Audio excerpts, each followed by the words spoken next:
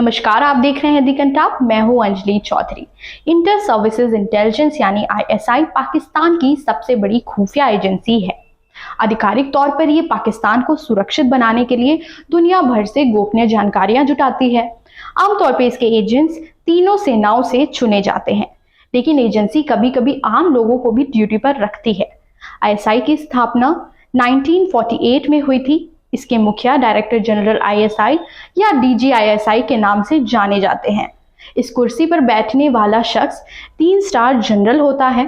पिछले 74 साल में कभी ऐसा नहीं हुआ कि DGISI ने सामने आकर मीडिया को संबोधित किया हो, लेकिन 27 अक्टूबर 2022 को ये रिकॉर्ड टूट गया। आमतौर पर पाक आर्मी की प्रेस कॉन्फ्रेंस को इंटर सर्विस पब्लिक रिलेशन के डायरेक्टर जनरल यानी कि DGISPR संबोधित करते हैं, लेकिन 27 अक्टूबर को जो प्रेस कॉन्फ्रेंस बुलाई गई, वहां मौजूद पत्रकार उस टाइम हैरान रह गए जब उन्होंने माइक के सामने लेफ्टिनेंट नदीम अंजुम को बैठे हुए देखा।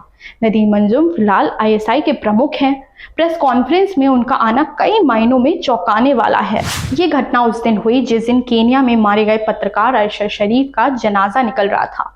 इमरान खान इस हत्या के लिए पाक आर्मी पर आरोप लगा रहे हैं। इसके अलावा 28 अक्टूबर यानी आज से ही इमरान लॉन्ग मार्च शुरू कर रहे हैं।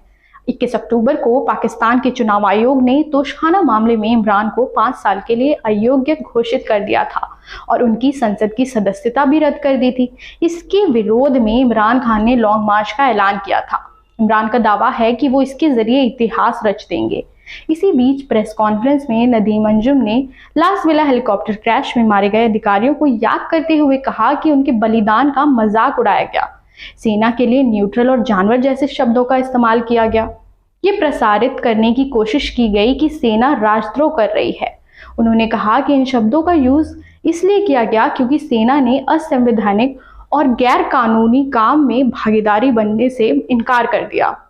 जब इमरान खान के खिलाफ अविश्वास पत्र लाया जा रहा था, उस समय उन्होंने सेना को निशाना बनाते हुए कहा था कि इस दुनिया में सिर्फ जानवर ही निष्पक्ष हो सकते हैं। नदीम अंजुम ने आगे कहा, सेना ने पिछले बरस एक फैसला किया था। हमने तय किया कि हम सिर्फ संवैधानिक भूमिका में काम करेंगे, हम राजनीति से बाहर रहेंगे। इसी में पाकिस्तान का फायदा है। प्रेस कॉन्फ्रेंस में नदीम अंजुम ने एक और खुलासा किया। मार्च में जनरल बाजवा को एक ऑफर दिया गया था जिसमें उनका कार्यकाल बढ़ाने की बात की गई थी। ये सब मेरे सामने हुआ था, लेकिन जनरल बाजवा ने ऑफर ठुकरा दिया। वो चाहते तो आसानी से 6-7 महीने गुजार सकते थे, लेकिन उन्होंने देश के लिए बलिदान दिया। इसके बावजूद उनके परिवार को निशाना बनाया गया। DG नदीम अंजुम ने इमरान खान को निशाना बनाते हुए कहा कि अगर आपको जनरल बाजवा देशद्रोही लगते हैं तो आप उनसे पीछे के दरवाजे से क्यों मिलते हैं? अगर आप ऐसा करते हैं और दिन के उजाले में उन्हें देशद्रोही कहते हैं तो आपको ये काम नहीं करना चाहिए। आपकी कथनी और करनी में बहुत अंतर है। DGISI ने पत्रकार अरशद शरीफ पर भी अपनी बात रखी। उन्होंने कहा, शरीफ को पाकिस्तान में कोई खतरा नहीं था। वो जब बाहर गए तब भी वो सेना के संपर्क में थे।